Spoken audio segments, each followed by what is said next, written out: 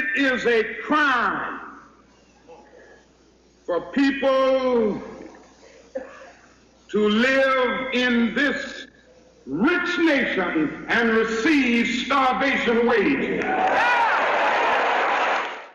We're honored to be able to bring greetings on Martin Luther King Jr.'s weekend.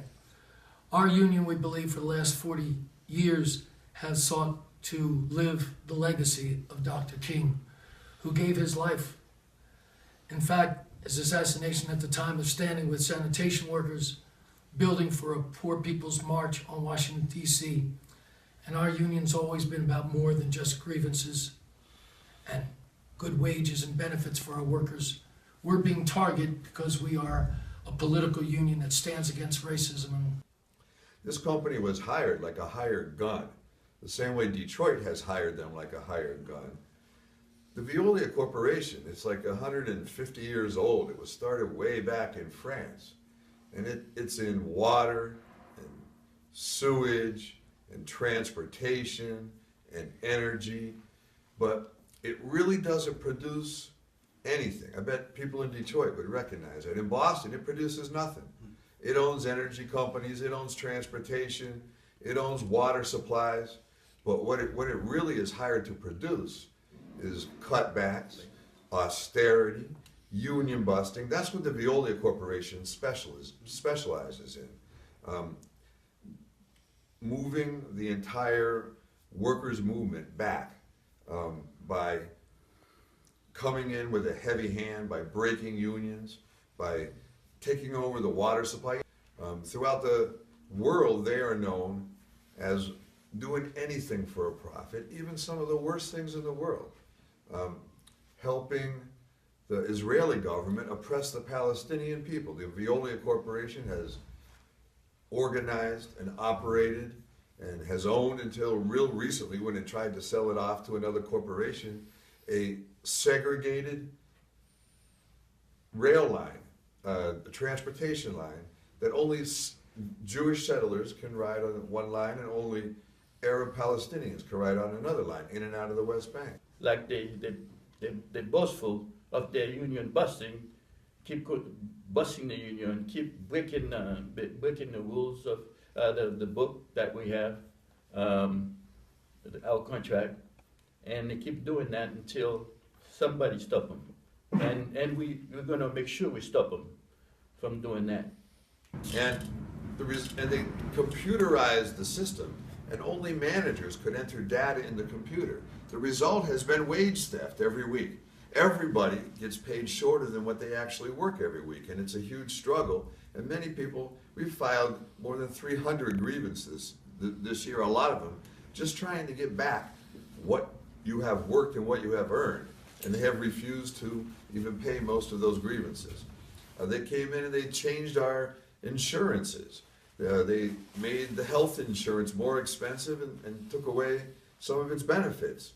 They made long-term disability and other rights and benefits that we had won almost impossible to employ and execute without lots and lots of struggle. And even some people who are out sick right now, who have every right to long-term disability, aren't getting it because the Veolia Corporation has come in with the orders to get rid of this union, to get rid of our contract. In the morning of October the 8th, drivers came into work. They had been planning to shut down a bid on Saturday of the following week, had voted for that at a union meeting to begin demonstrating against the Veolia Corporation. But on October the 8th, they came to work and asked the boss for a meeting and said that they were not going to fill out new hire forms, and they needed to have a meeting set up immediately with the employer, Veolia. The employer, Veolia, the same Jonathan Steckity that the city of Boston just hired to be the transportation director for the city of Boston, instead of meeting with all of the workers, called the police. Called the police, who came with dozens of officers with arrest wagons, as if it had been pre-planned, to all 4 of the bus yards in the city of Boston, and ordered all the workers to get out of the property and to take their vehicles and they conducted an illegal lockout of the workers.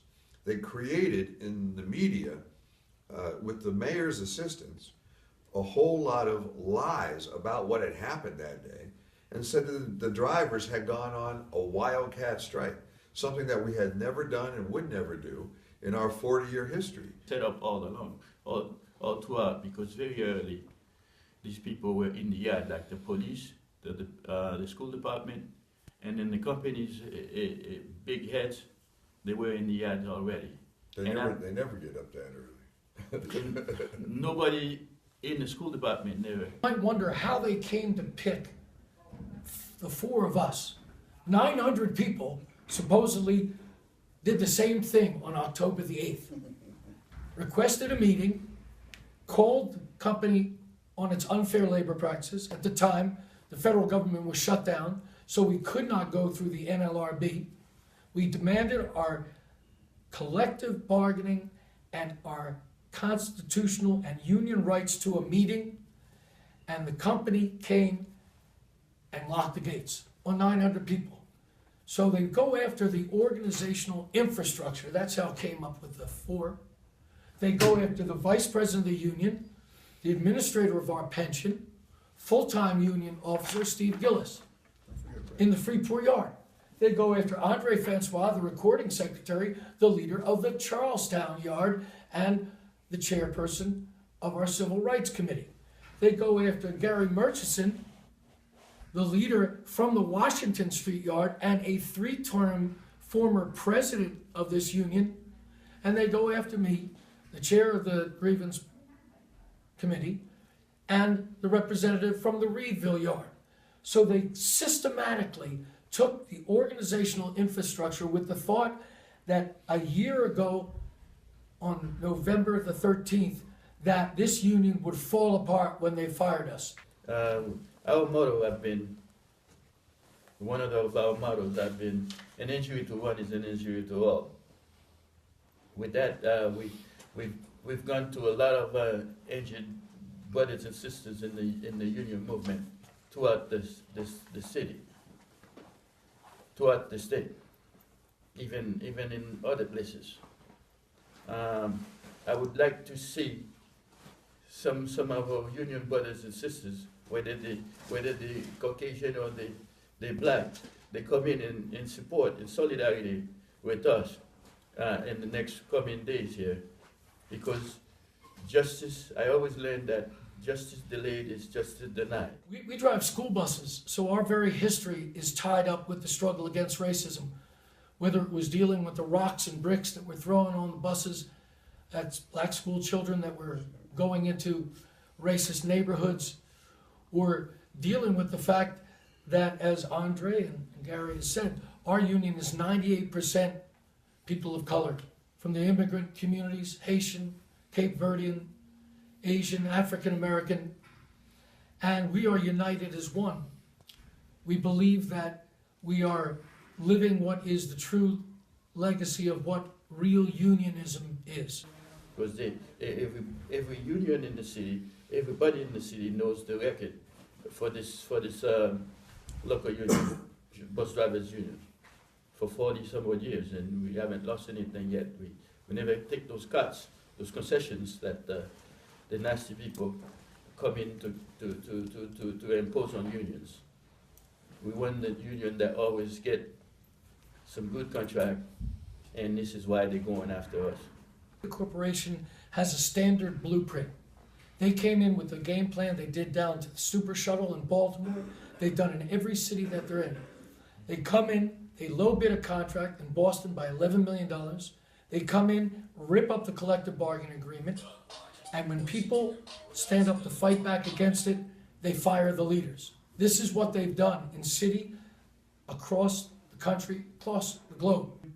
Our founder of the union, among 300 people, supporters, including fathers with a set of twins, 18-month-old twins, people with wheelchairs, in there having a nice update, peaceful update, where they end up accusing our founder, a man that we love very much, of assault and battery, of trespassing, a whole kind of stuff, 4 charges, and then it take 4 days to come and serve a paper, not arrest, not anything, and there's a lot after that that tells you it was a frame up, it was a setup, it was